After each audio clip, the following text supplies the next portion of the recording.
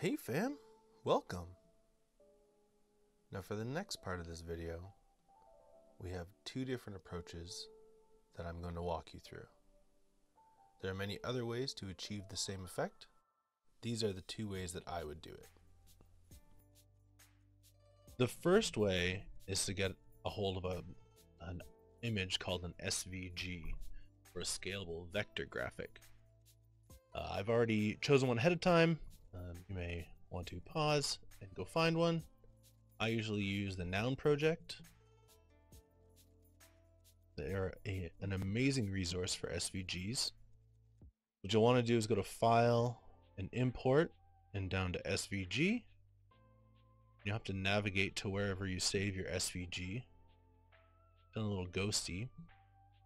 Now it has shown up. It's just it imports them very, very tiny, and it will import them at the 0,0 origin of the world. So I'm going to right click near, and you'll see my gizmo will pop up there, even though there is nothing there. I'm going to use a question mark to zoom in. And depending on how the SVG was designed, you may get a lot of stuff. You may get exactly what you wanted, but I have a bit of extra stuff that I'm going to get rid of because I don't need it. Then I have a little ghosty friend. So with my ghosty friend, since he's still tiny, I can press S to use the scale tool and just move my mouse way across the screen. You also notice that my origin is a little out of place with him. So that's a new hotkey we're going to use. It's almost like I'm almost asking you to press all the hotkeys at once. This can be a hard one to do. Control Alt Shift C. My hand isn't permanently in a claw form, so I'm able to do this a lot. But if you don't want to do it that way, you can go to Object, Transform, and the changing the origin is right here. So you can either move the geometry to where the origin is. That's the orange dot here. You can make the origin go to the geometry, which is the one we're going to use. But there's these other options here depending on like how three-dimensional your object is. And this, like, I would just change the origin just so it's easier to move my object, so I'm more in control. You'll actually notice I have 3 separate objects here. First thing I'm going to do with these objects, since right now this is not a mesh again, I believe these are curves. That's why they have just these dots and these Bezier curves, which can be useful and a great way to create 2D objects, even 3D, but I find it easier to convert this to a mesh. So with everything selected, I'm going to press Alt C and mesh convert, and then I'm going to join everything with Control J. I'm actually going to undo that and make sure I have the middle project object selected, highlighted in yellow like this. So that means when I press Control J, they're going to use this pivot point here instead of the eyeball pivot. So Control J, and now select deselect, and I select it. Now it's just one object form.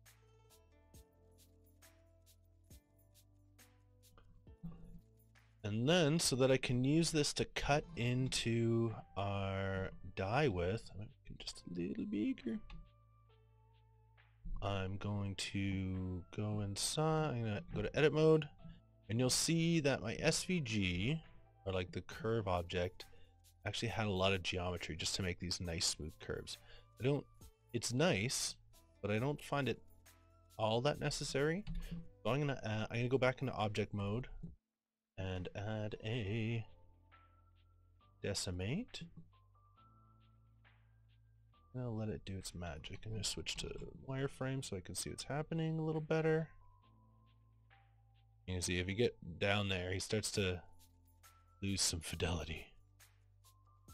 Like, I'm pretty happy with there. And again, this is all about like what you want for your end product. I'm pretty happy there. If I press apply on that, now when I go into edit mode, see now he basically is the same. but just with less geometry. It's just easier to work with.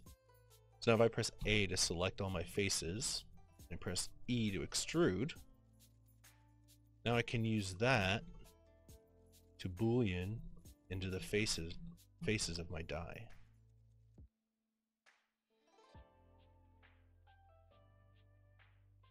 Now for the other version of creating custom objects for our die it's kind of like tracing an image. So this comes in handy for the import images plane. Go to File, Import, Images Planes. This originally wasn't here. We turned this on in the add-ons. And if you didn't do that, you'll need to go into User Preferences, go to the add-on section, and look for images as planes. And then you're going to import, I like PNGs. I've already gone ahead and found something that I wanted to trace. And just like with the SVG, it comes in really tiny. So I'm going to scale this guy up. There. I'm actually going to use the mirror modifier on this one. So what I want is to cut the center. I'm going to subdivide these two lines. And then I'm going to delete this face. I'm going to go back into object mode and I'm going to apply a modifier. Now he's perfectly mirrored. Merge means it's going to combine both sides along the vertex. This is how far away the vertexes may be. You'll notice it's a nanometer, so that's smaller than a millimeter. It's 1/10 of a millimeter. Vertex group, need to worry about that. And clipping will just stop it. Like if I turn that on. I need to go to my object. If I grab this vertex, it won't even let me move it because it's on the middle. If I grab this vertex and I try and take it to the other side, it won't let me. Where if I turn that off, if I turn clipping off, it'll let me. I can create some really fun stuff by crossing the imaginary mirror line. And keep clipping on. So to get this shape, I'm going to use loop cut and slide. This will create a line from one edge to the next edge. Cut and slide this way. What I'm doing is, like, the purple line is kind of like a guide, is like the Blender telling me this is where this line is going to show up. I left click and it creates the line, and then it's attached to my mouse. I just left click again to confirm that that's where I want it. So you're confirming the section that you want to create the line in, and then you slide it around, and then you get to confirm its placement.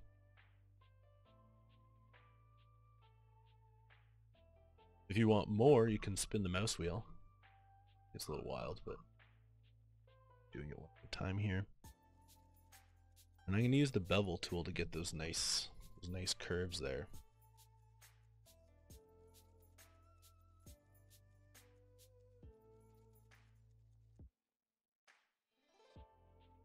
Switch back to edge. Okay, just takes a little bit of planning on where you want your cuts to go. That should do it. Now I'm going to erase, so I'm going to shift and right click all these faces that I don't want. X face. You see, I only have to do half of the work. I don't have to do. But, I'm going to bevel this point. I think you can access it here. And since it's a vertex, I have to use Control Shift and B. Spin the mouse wheel to get on its curve. I'm I'm moving the mouse ever so slightly, just to, it tells how much for the bevel to curve in.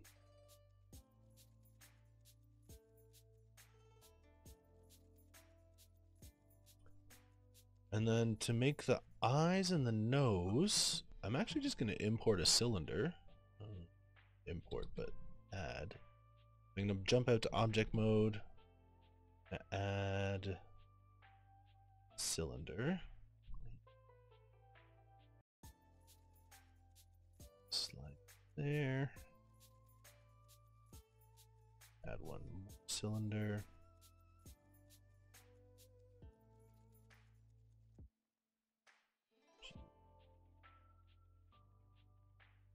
And then I'm just gonna boolean. I'm gonna apply the mirror? No, I think I'm gonna add another boolean. Select this big one. Hit. Now right now it's not mirroring the boolean that I created. But if I move it up in the stack here, so this is your modifier stack, I can use these arrows to change their position, which will change what order the modifier is applied in. If I push this boolean up, you'll see on the right side that the eye suddenly appeared. That's because first it's doing the boolean, where I'm using the cylinder to cut a hole into the skull shape, and then it's applying the mirror. Where if I switch it, it's doing the mirroring of the left side of the skull that I made, and then it's applying the boolean, which leaves me with only one eye hole. You can do that. Make another boolean, and this time it's not necessary to mirror it. I'm just going to set it to difference, and then I'm going to apply all these.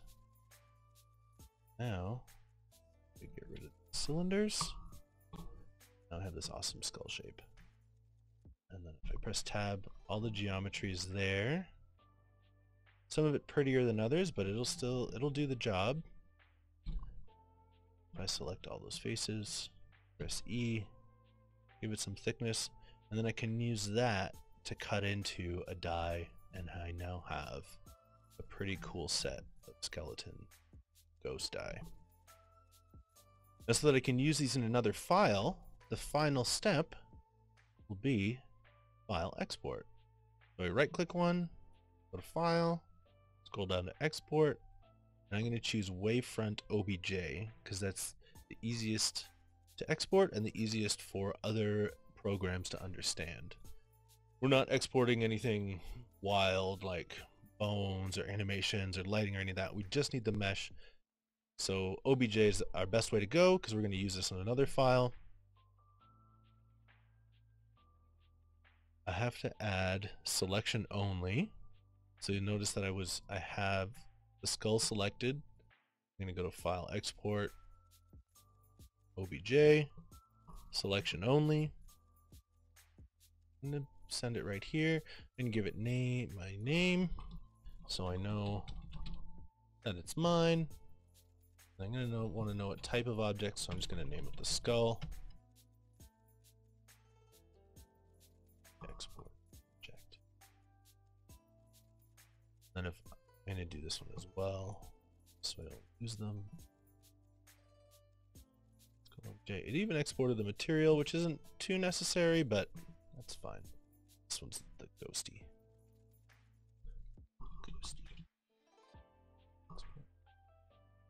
Then if I went to file new, I have a brand new scene. I'm going to delete everything. Go to import JFile. Go import. It's a little big. Just scale that. Its origin's a little off, so I'm going to press all the hotkeys at once. Origin to geometry. Skull.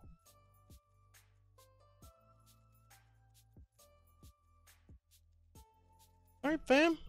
Thanks for the visit. We'll see you in the next one. Peace. Peace. Bingo.